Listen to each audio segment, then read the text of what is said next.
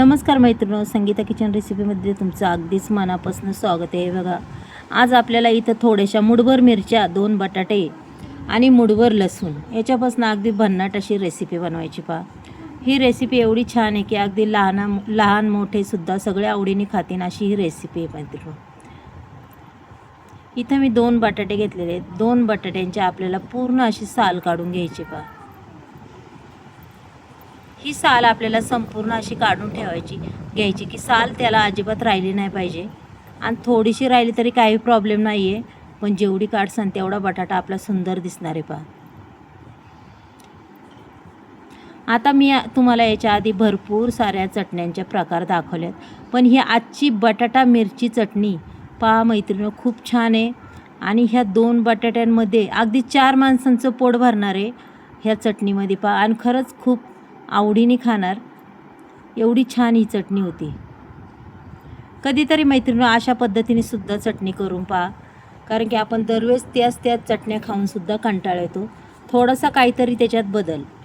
चला, आता हा पूर्ण बटाटा पहा मी असं चिरून घेते आणि एकदम बारीक असं पातळ त्याचे स्लाइस करणार आहे.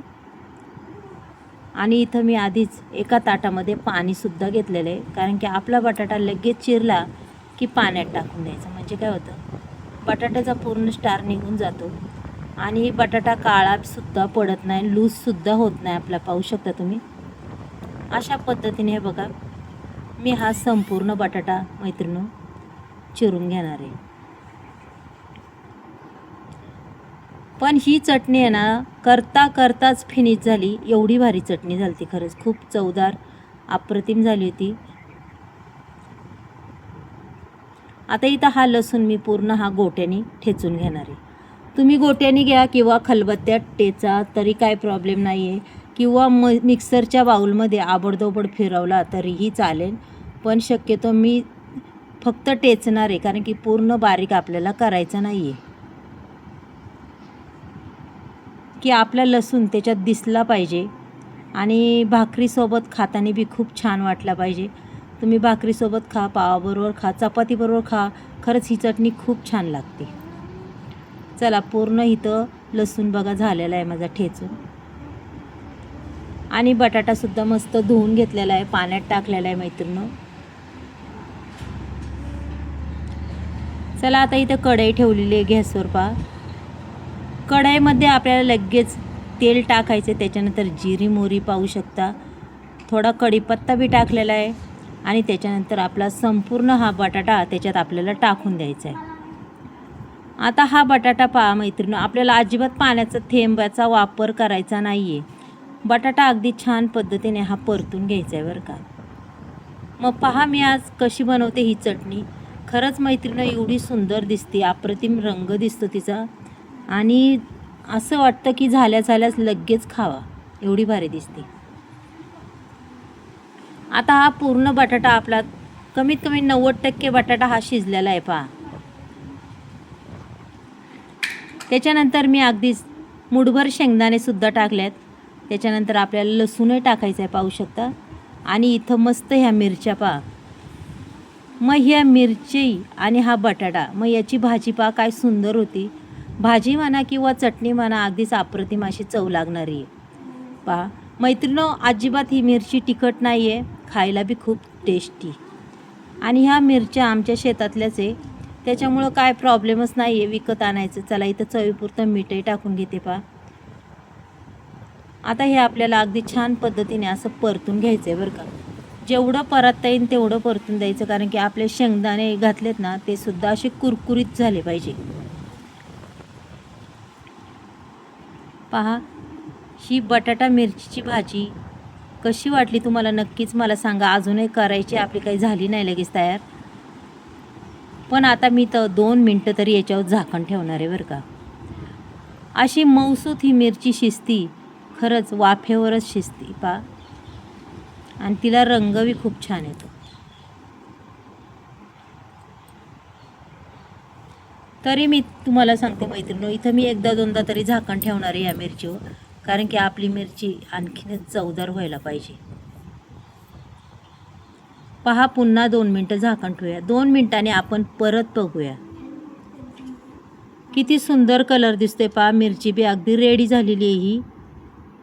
खूप छान. आणि बटाटा बी अगदी मऊसूत शिजलेला आहे पहा. पहा, एकही थेंब पाण्याचा यूज न करता ही मिरची किती छान लागते. पहा मैत्रिणो, आपल्या ताटाला तोंडी लावायला किती छान. आपल्या ताटाची शोभा वाढवण्यासाठी ही मिरची एवढी सुंदर आहे. व तुम्ही टिफिनला सुद्धा घेऊन जाऊ शकता. आणि शेतात कायमच चटणीशिवाय तर जेवणच जाणार नाही पहा. थोडीशी हळद टाकायची. रंग बी छान येतो. इथं कोथिंबीर टाकून दिलेली आहे. पहा किती सुंदर दिसती. झाली का नाही मग शेतात न्यायला ही आपली चटणी तयार. आणि खरं सांगू का मैत्रिणींनो, शेतात मी अशा रोजच चटण्या करते. शेतात माणसं असतात, मग माणसांना बी अशा चटण्या द्यायला परवडतं. माणसांना बी खूप आवडतात अशा चटण्या खायला. इथं मी शेंगदाण्याचा कूटही टाकला आहे बघा. अजूनच आपली चटणी अगदी सुंदर दिसते पहा. पहा किती सुंदर दिसते. मग अशा पद्धतीने मैत्रिणींनो तुम्ही करा आणि नक्कीच तुमच्या घरच्यांना आवडेल. चला आता पुन्हा 1 मिनटं. आता आपण कूट टाकला मला झाकण ठेवूया.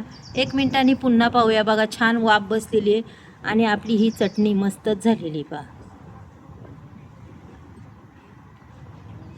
पहा, शेतात गेल्यावर झाडाखाली बसून बाजरीची भाकर आणि ही चटणी खूपच छान लागते. पहा मैत्रिणींनो, आवडली असेल तर नक्कीच मला सांगा. एक लाईक, एक सबस्क्राईब करा. कुणी नवीन असेल त्यांनी करा. आता इथं मी पूर्ण 1 लिंबू घेतलं आहे. ते सुद्धा आपल्याला त्या मिरचीमध्ये पिळून टाकायचे पहा.